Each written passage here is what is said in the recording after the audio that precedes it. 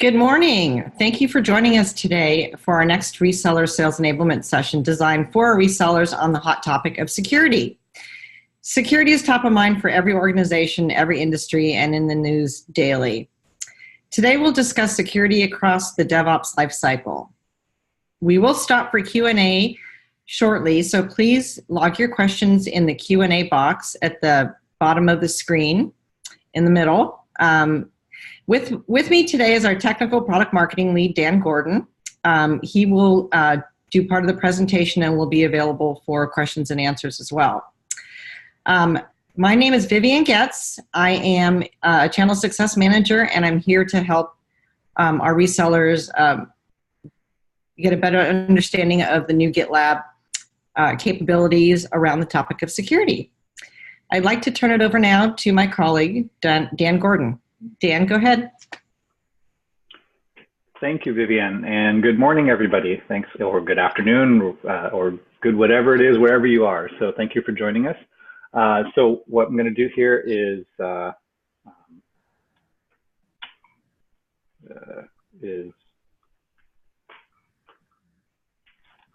let's get my slides working.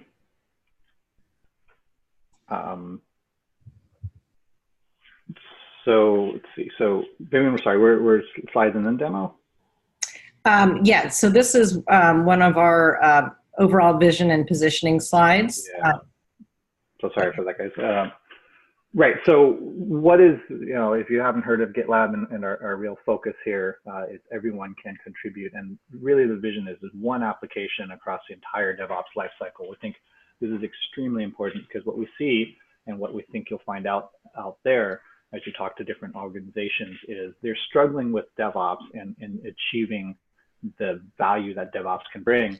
And they're struggling partially because of culture, needing to change it, but also because they have to put together a tool chain that supports their culture change as well as the change in the way you operate to achieve DevOps.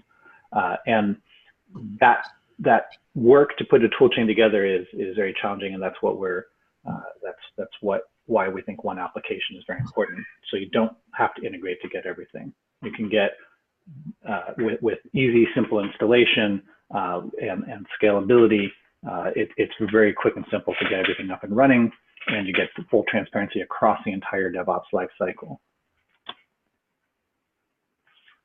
So with that, we're going to switch over and show a little bit of video that our security specialist, Cindy, has put together regarding security across that DevOps lifecycle.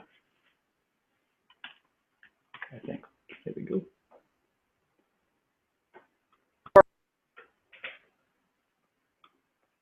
Context for change.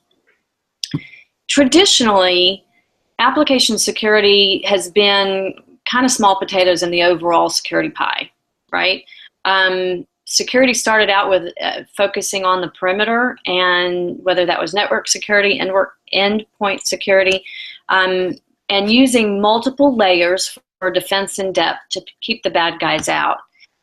It's really evolved to a much more proactive and predictive method, and application security has taken on a much greater importance. And some of this has to do with the move towards cloud computing, with major attacks that have been in the news that everyone sees. So they're top of mind. The GDPR is another one where this is a requirement not only for European companies, but for companies outside of the EU that that have data about EU citizens. So they need to make sure that their software vendors adequately secure the private information. So there's this heightened sense of, how can I do that? Well, applications are a key way that data gets compromised. So application security just becomes more and more important. There's a great 451 article that talks about the rise of open source code and how just one little piece of code that is vulnerable gets multiplied thousandfold out there in the wild, and how that can become very pervasive. And then DevOps. So DevOps velocity really requires a different approach to security. Historically, security has been something that was done at the end. So you'd code, you'd do all of your other kinds of testing, your unit performance, all that kind of testing. You get at the end, you do your security testing, and someone would review the results and decide if the vulnerabilities that were found were critical and needed to stop movement to production, and you go back and do the remediation. That just doesn't work in a DevOps environment. When you are moving things to production, monthly, weekly, daily, hourly, like we do, there's just not time to hold up production. Which brings me to a point that, before I get to that point, the DevOps can be hard to integrate security in it when it's done as a standalone siloed process and tool. So if you find if your customers find themselves having to either let the vulnerabilities move to production and hope that they get fixed, or stop production, stop a move to production, which is going to hurt your business velocity. These are the trade-offs that your customers are making. And with GitLab having security testing built into the entire DevOps process, makes it possible for you to not have to make some of those choices. So you can test on every commit and merge request. You can test without spending a fortune to do that. If you took some of the application security, the siloed solutions that are out there today, they're very expensive. They charge either by line of code or by developer. There's a bunch of different models, but the more things that you test, the more it's going to cost. And that's not the case here in terms of it's built in. If you're using GitLab, then you get with GitLab Ultimate, you get the security testing. Our security paradigm is a good page to share as well with your customers. This is really our point of view. I think Fabio and Philippe worked on this, and it really talks about how we believe that security just needs to be built in, baked in, and it shouldn't hold up the build. And so when you think about that, it does mean for the security individuals that they need to be able to come back after the fact and keep an eye on what vulnerabilities have found and look at it from their viewpoint. And that's where the security dashboard comes in that just launched with 11.1. So let's see, I'm gonna just kind of go back to the agenda on where we are for just a minute. We're gonna focus on the competitive landscape. And then we're going to talk about kind of an overall value proposition that I think is important to use, and then we'll go to Q&A. So from a competitive standpoint, this is the Gartner Magic Quadrant for application security testing. And what you'll see on here is these vendors that are the leaders, they've been around for a very long time. They have very mature products. They are typically point products. Micro Focus has Fortify, and they also have several other products, as does IBM. And of course, they can solve more problems than AppScan and Fortify can, but they're going to have to sell you more and more pieces to do that. So the ones that you also may run into quite a bit would be Black Duck, SonarQube, Sonatype, some of those guys that tend to be a little bit more narrowly focused. So because we acquired Gymnasium and got into dependency scanning, that's the kind of the reason why you see Black Duck, Sonatype, White Source, these guys as your competition, because they are primarily competitive for dependency scanning. But you got to remember, we have SaaS, DAST, container scanning, and license management. So all of that within the purview of our security capabilities. So it's really multidimensional in terms of who the competitors are, but I hope that this chart, which is on the handbook, will help you understand, kind of where we fit and where the different competitors fit. Let me just make sure I didn't miss. Yeah, so when we talk about the value proposition, it's important to distinguish the difference between this siloed approach that the other vendors have of being a point solution for individual pieces versus GitLab's end-to-end. We are end-to-end not only with security, but we're end-to-end for the entire DevOps tool chain. So that integration is really where the value comes. So we may not have some feature or functionality that one of the more expensive guys do. We're working on that. We'll get there eventually. But that is kind of a side benefit to having security built in to your DevOps processes. So we'll talk some more next week when we get into the sales plays and who to talk to and what they care about. But there's this page here will show you, here's a summary of what we have, and this is sort of a teaser for the benefit to each of the different roles. So the developer, they don't have to stop what they're doing and go look at another tool. They're in their native environment, and so they don't have that context switching issue. When they run a merge request, they can drill down immediately and see what the issues are and either log an issue to fix it later or go fix it right away. For the Security Pro, now that we have the security dashboard, you can look across merge requests and see all of the different issues that need to be resolved and weigh in on that and be more collaborative with the development team. In addition, a lot of times the security professionals end up spending so much of their time just maintaining tools. And if you're using GitLab and it's part of the process and part of the one single application, you don't have to manage and maintain all of those other integrations. So it frees them up to do what they really need to be doing and want to be doing, which is focusing on security vulnerabilities. And for the C-suite, they typically are juggling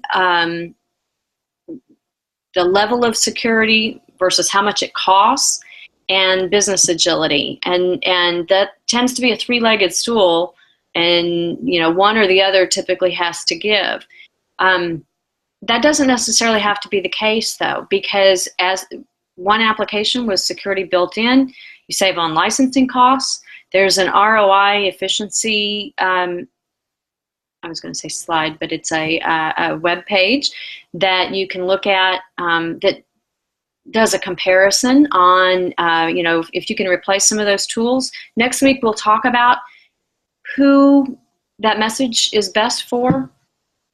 And you can scan all of your applications. One of the big trade-offs that companies have to make with the more expensive siloed application security tools is they can't afford to test every application. That's part of it. And within the application, they can't afford to test incremental improvements. So, the fact that you can test with every merge request really, really has a value there in terms of shifting left and helping people find those vulnerabilities earlier. Which I want to remind everybody there is a security deck, and next week we'll go over a lot more of the resources, but there is a security deck out there that goes into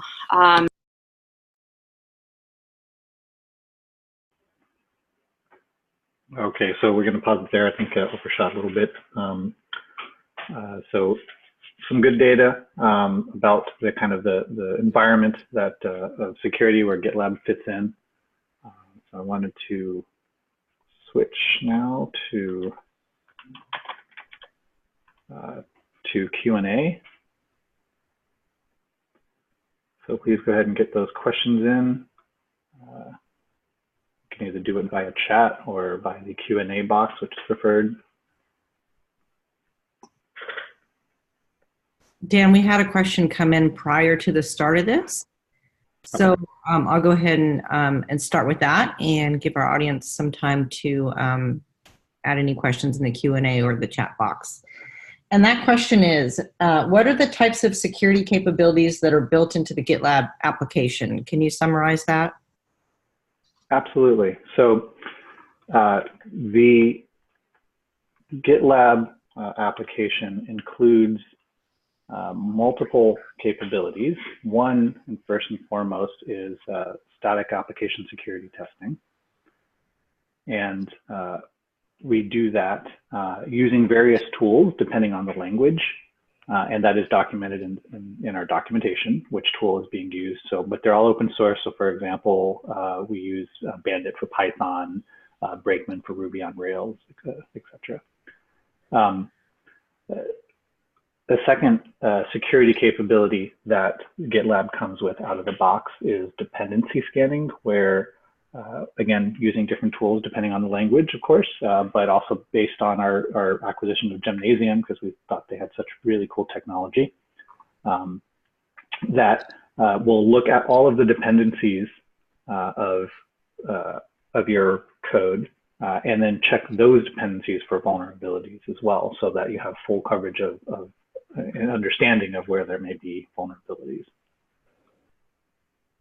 Next, we also do container scanning. Since the container provides the environment that your application is running within, we need to make sure that that's secured. So we use Claire, which will do take your containers that you're running applications in and scan all of those for vulnerabilities and report back on those. And then we're also doing dynamic application security testing, and we're using OWASP ZAP for that, ZA proxy. Now, this is a really cool one because I think what you'll find in a lot of organizations is they can't do dynamic application security testing, which means that we're looking for things in a running application, such as cross-site scripting. They're not able to do that until they've got everything together, all of the different changes, probably pushed to master, and then basically deployed into like a UAT or a special testing environment for that, which means that it happens way right in the process. So really further later on, once all the developers have committed code and all that code has come together and there's been integration testing and system testing, and then it's put up into a staging environment, and there's one environment that we're using to do this testing. With GitLab, because we're able to do that so quickly, we've got this great feature we call Review App, similar to Heroku's Review Apps. And what we do is early on in the stage, right out of the change, for every commit, we use a Kubernetes cluster, so low overhead, to quickly spin up an environment that has your entire application with your changes in it before it was pushed back to master. So this means that everybody can do dynamic application security testing and all of those other tests way left in the process, basically on every code change, theoretically, that any developer is doing before it gets back to master. And I think that's a huge advantage. And then finally, and certainly not least, we have license management. We're playing with the name, but actually this is really license compliance. So I think where we're settling to. What this is scanning of all of the different dependencies, all the libraries and open source libraries and all the different code that your application is pointing out to and using and depending on, and then looking at the licenses that code requires you to accept. And the reason that that's important is because you don't want to find out after you've done a bunch of development and then you're reliant on a particular piece of code that the license that's part of that code says, if you use this code, you have to give away everything for free and you can't charge for it. And there are licenses out there like that. And there are other reasons to not want certain licenses. And so what license management does is it allows the user of GitLab to identify policies, which licenses are okay, which ones aren't, and then it will flag those the second that they come up. So as soon as a change is made by a developer, a single change by a developer can bring in a new dependency, and that dependency could have a license that poisons everything or that, goes against your policy. And so this will catch that the second that they commit their code. And so those are the current security or what we call secure capabilities in GitLab. Any other questions come in? I don't think so at this point. If you could just re-summarize that license management, especially when a vulnerability is detected in another license, how is that kind of triggered back to GitLab? Sure. So license management doesn't look for vulnerabilities. It looks for risky licenses, which is also something we want to be very conscious of. And so how that shows is, let's say as an example, I'm a developer, I make my code change and I say, hey, I need, my changes include, some particular library that I'm using. And that library has with it a license that says, if you use this license, then you must give your code away for free and you're not allowed to make any money off of anything. And, as a far edge example, okay?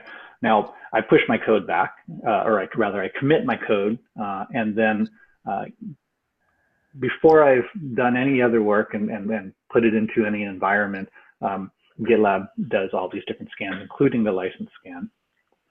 And then it'll do the security analysis on my code. So static analysis, looking for buffer overflows, all of these different scans. And then before I actually merge my code back into the master branch so that everybody else has access to it and so that it gets pushed to production, before that happens, I now have a report in the merge request, which we what we call, some others call it a pull request. We call it a merge request because that's actually what you're doing. Has all of the information now gathered from all those tests in one single place where I can look at that and I can see the results of all of those different tests. So I can see licenses that I don't want, they're flagged.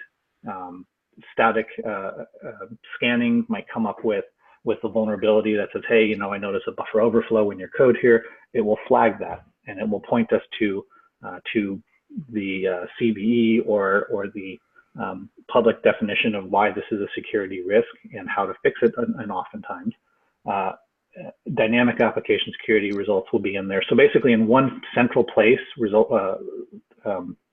based on my change that I'm making, I can see the results of all of those tests and any other tests that I've also asked it to run, unit and functional, etc.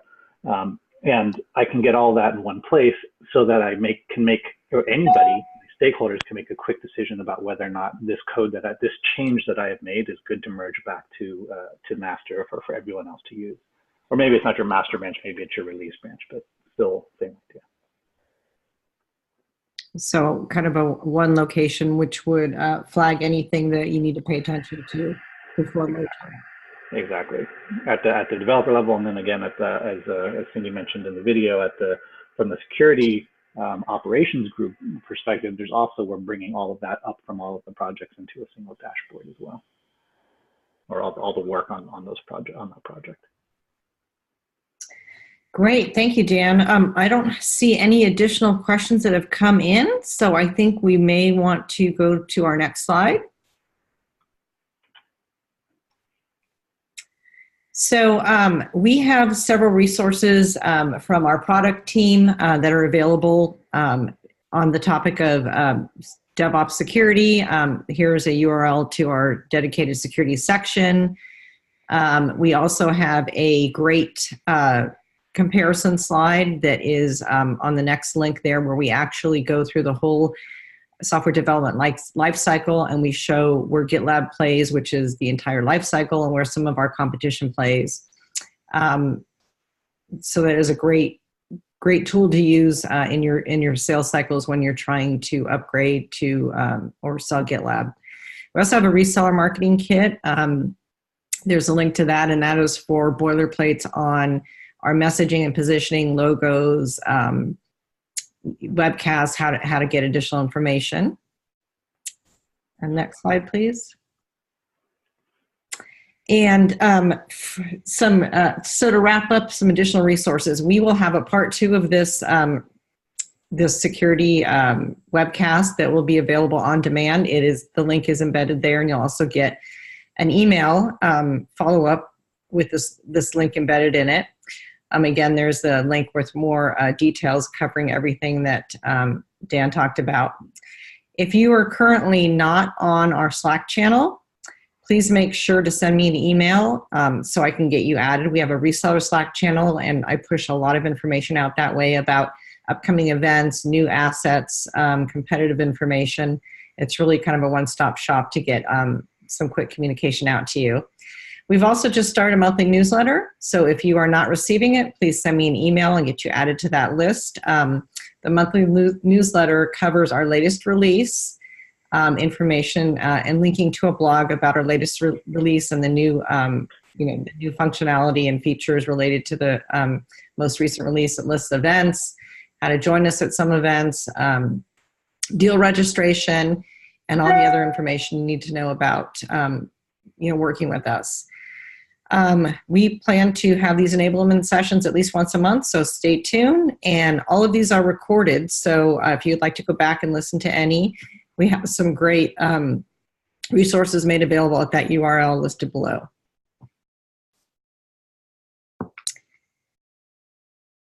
So we wanted to say thank you for joining us. We really appreciate your participation, and we look forward to interacting with you on our next reseller sales enablement session. Have a great day, and you may disconnect now.